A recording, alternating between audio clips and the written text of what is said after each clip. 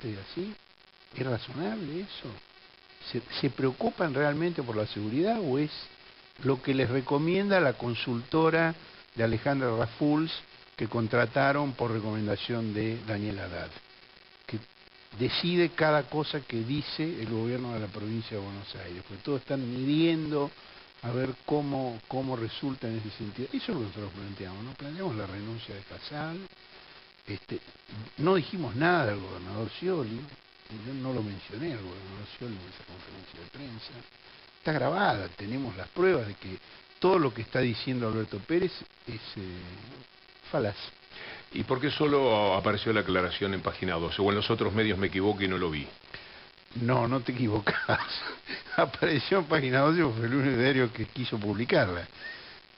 Digo, ni Clarín, ni La Nación, ni Infobae, ni Perfil, que publicaron las palabras de Alberto Pérez, publicaron luego la respuesta contando lo que acabo de contar aquí. ¿Cómo convivís con algo que a los periodistas no les gusta? A los periodistas les gusta ser periodistas, no figuras públicas que tienen que ver ya con un entramado político que excede la labor periodística. Estar en la primera página de La Nación, ser sutilmente mencionado, siempre se sabe cuando están hablando de Berbisky en estos casos. ¿Cómo convivís con eso?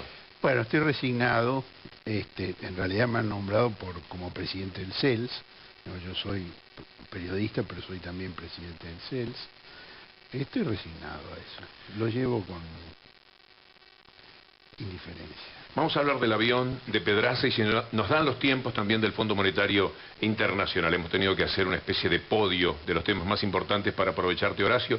Quiero saber con mi compañera de todos los domingos, Julieta Camaño, ¿a quiénes tenemos en el Twitter hoy? Buenas noches, Víctor Hugo. Bueno, en el día de hoy, en @BDL Víctor Hugo, ya tenemos a nuestros invitados que van a estar tuiteando de todos los temas que hablemos aquí en Bajada de Línea. El primero es el señor Jorge Todesca, que fue viceministro de Economía durante los primeros meses de gobierno de Eduardo Duhalde. Y también tenemos a Omar Plaini, secretario general del Sindicato de Vendedores de Diarios y Revistas y diputado nacional del Frente para la Victoria. Y en tercer lugar, nuestra tercera invitada es Patricia Bullrich, diputada nacional de la Coalición Cívica, que ya están tuiteando en @BDL Víctor Hugo, al igual que ustedes, sobre todo los temas de Bajada de Línea.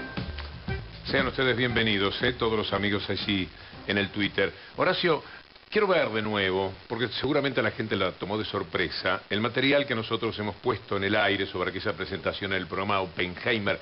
¿Hay algo que nos puedas contar del detrás de cámaras? Porque fue muy sencillamente, tranquilamente, violento el episodio, si se quiere.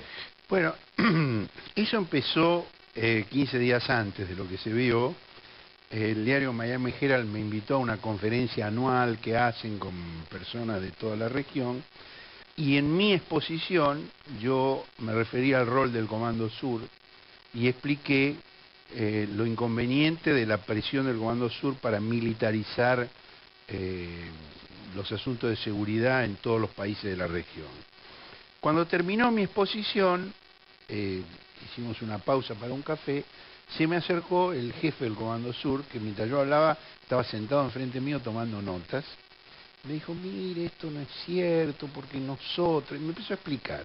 Y yo le discutí y él me contestó. Y se empezó a juntar un poco de gente alrededor.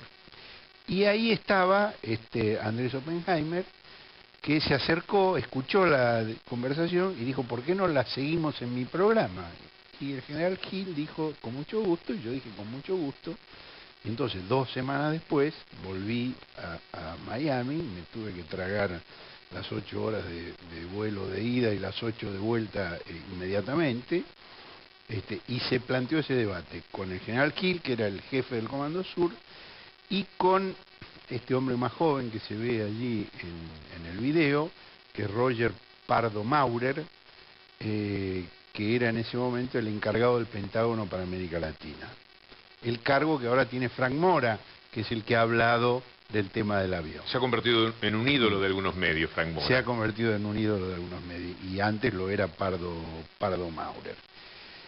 Y ahí yo me preparé para ese programa. Por supuesto, me había preparado para la conferencia que di en la cual el general Gil tomaba notas, pero completé la preparación leyendo mucha documentación del Comando Sur. Y allí yo mencioné lo que el general Hill había dicho ante el Senado de los Estados Unidos, que es muy interesante porque ellos rinden cuenta ante el Senado de su país. Es decir, dentro de Estados Unidos, el ejército no puede participar en seguridad interior, que es lo que yo le pregunté y Pardon Aura enfureció, porque ellos querían que acá se hiciera con el ejército. Bueno, ¿y por qué no lo hacen ustedes? Entonces, en la rendición de cuentas del general Hill ante el Senado de su país, se entiende por qué el Comando Sur le asigna tanta importancia a nuestra región, con datos que nosotros no tenemos plenamente conscientes. Y que, además, yo me tomé el trabajo de hacer un seguimiento ahora para ver cómo han evolucionado esos datos desde aquel programa, que fue hace 6 años y pico, hasta el presente. Antes de esos datos, veamos otra vez lo que ocurrió entonces, para después observar qué es lo que vino después. A mí me interesa, y creo que a ustedes también, en este particular contexto en el que otra vez volvieron los títulos de sectores periodísticos doloridos por ese tratamiento que recibe los Estados Unidos, incluyendo la aceptación de que los Estados Unidos sí pueden manejarse por Twitter. El vocero del Departamento de Estado, si pone un Twitter, no es lo mismo que si lo pone Timerman, pobre, por ejemplo. No he visto que lo hayan criticado. No, al contrario, se basa todo sí, en lo que allí se dice. Pero veamos otra vez esto, porque me parece todo un documento para que pensemos sobre ese alineamiento que muchos quisieran tener con Estados Unidos y cómo puede argumentarse en contra de esa idea. Latin America is the least militarized region of the world, although it's probably the most violent region of the world. And what I have suggested to military and civilian leadership throughout the region for the last couple of years is they need to take an honest look at what they need for security forces, military and police, for the next for the 21st century. What types do they need? What structures do they need? How many do they need? How much can they afford? And I think that that is what militaries do in support of democracies. They have this discussion. 25 years ago, you couldn't have had the discussion because the militaries were not in support of democracies. In many cases, they were the government.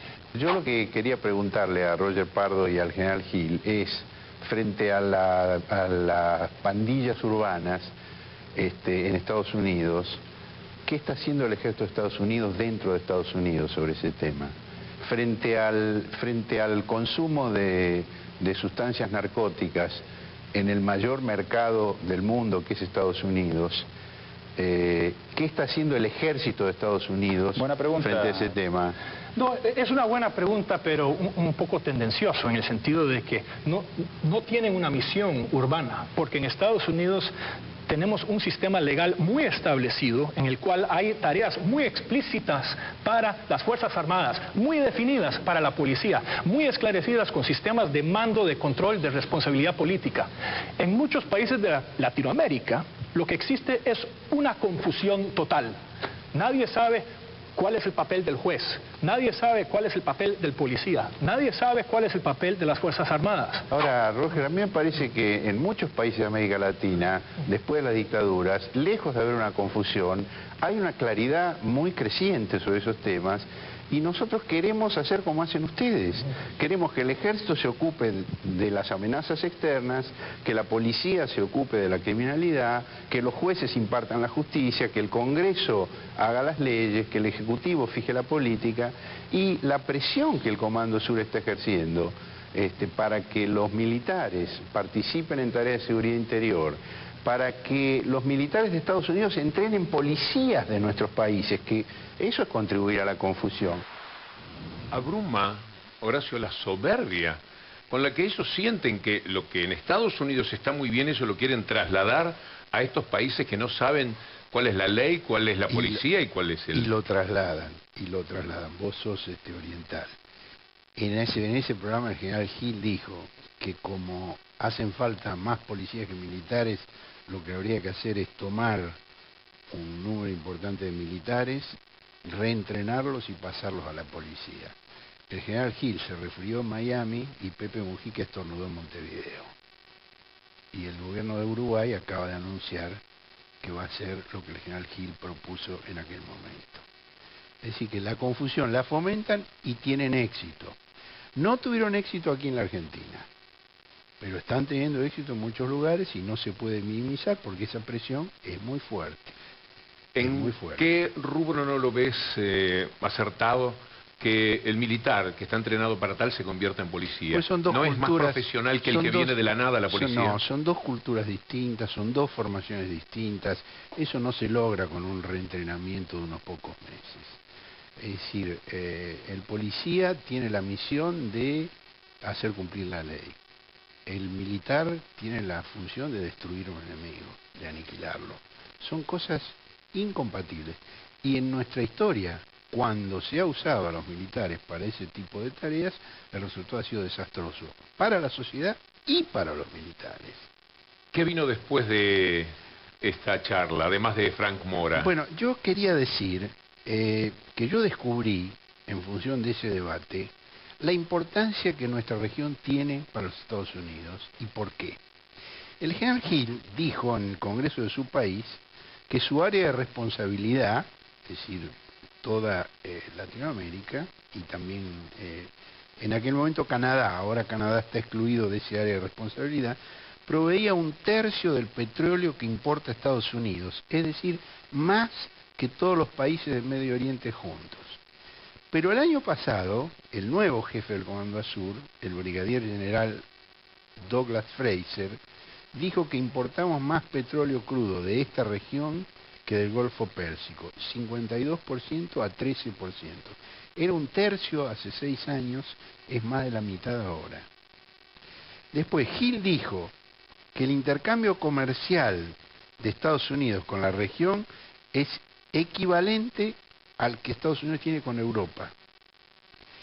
Fraser, en cambio, dijo que nuestra región es el mayor mercado para su país, con el 38% del comercio, contra 21% de Europa. Es decir, que era igual hace 6 años y es el doble ahora. Gil vaticinó que en 2010 el comercio de Estados Unidos con nuestra región va a ser superior al que tiene con Europa y Japón sumados. Y el general Fraser lo confirmó. Bueno, yo creo que de esto en la Argentina no hay conciencia. ¿Y por qué les importamos tanto? ¿Por qué están todo el tiempo tratando de condicionar a nuestros gobiernos, a nuestras Fuerzas Armadas, a nuestras Fuerzas de Seguridad, a nuestra justicia, ofreciendo programas de entrenamiento, trayendo materiales, personal, cursos, participando incluso, como hoy denuncia Raúl Colman en página 12, del juicio de la AMIA a quienes habían impedido que se avanzase en la investigación? No nos da el tiempo para eso, pero es todo un programa sin ningún tipo de dudas lo que ustedes dicen hoy allí. Podemos hablar de Pedraza, Horacio, queremos aprovecharte en todos los temas.